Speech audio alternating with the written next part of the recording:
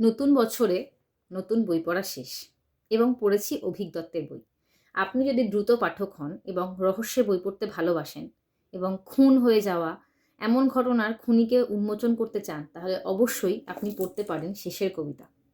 বছরের শুরুতেই একটা অসাধারণ বই পড়ে শেষ করলাম। ৫০-৬০ পাতা পড়ে ফেলার পরেও বুঝতে পারছিলাম না যে খুনি কে। তো একদম শেষ পর্যন্ত আপনাকে আপনার কৌতূহল উদযাপন করে রাখতে হবে, তবেই গিয়ে আপনি জানতে পারবেন এই গল্পের খুনিকে। গল্পে আসি সরাসরি। অরুণ কুমার মুখোপাধ্যায়, তিনি ছিলেন একজন রবীন্দ্র সঙ্গীত শিল্পী। হঠাৎ তার নিজ ভবনেই তার খুন হয় এবং মৃত্যুর সময় সেখানে একটা গান বাজানো হয়, যখন পড়বে না মোর পায়ের চিহ্ন।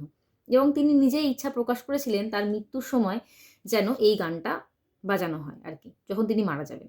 তো খুনি কি করে জানতে পারলেন যে এই কথাটা কোথা থেকে তিনি জানতে পারলেন? নিশ্চয়ই তার পরিচিত কেউ।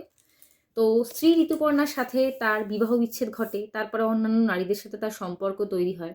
তিনি ধার দেনায় জড়িয়ে পড়েন এবং তারাই কি তাকে খুনটা করেছিল, নাকি অন্য কোনো কেউ? উপমন্যু বলে একজন পুলিশ অফিসার, যিনি সদ্য তার কর্মজীবন থেকে রিটায়ারমেন্ট নিয়েছেন, তাকেই আবার এই কেস সলভের জন্য তাকেই আবার নিয়োগ করা হয়। তো তিনি উন্মোচন করতে করতে তিনি নিজেই বিভ্রান্ত হয়ে পড়েন। একাধিক চরিত্রের সমাবেশ, পড়তে পড়তে ভুলে যাবেন কোন চরিত্র থেকে কোথায় চলে যাচ্ছেন। কিন্তু ছোট ১২৮ পাতার উপন্যাস এবং পড়তে অবশ্যই ভালো লাগবে। এক লহমায় শেষ হয়ে যাওয়ার মতনই একটা বই। শেষে গিয়ে জানা যাবে অরুণবাবু পুরুলিয়ায় কিছু এমন ঘটনা ঘটিয়েছিলেন, যেখান থেকে তিনি তার শত্রু তৈরি করেন এবং সেই অন্যায় থেকেই হয়তো তার মৃত্যু। তাই কি? নাকি অন্য কিছু? পড়তে হলে অবশ্যই পড়তে হবে শেষের কবিতা। একটা মাস্ট রিড বই বলতে পারি ২০২৬ সালে। নমস্কার, আমি আইভি। ভালো থাকবেন, বই পড়বেন, সুস্থ থাকবেন।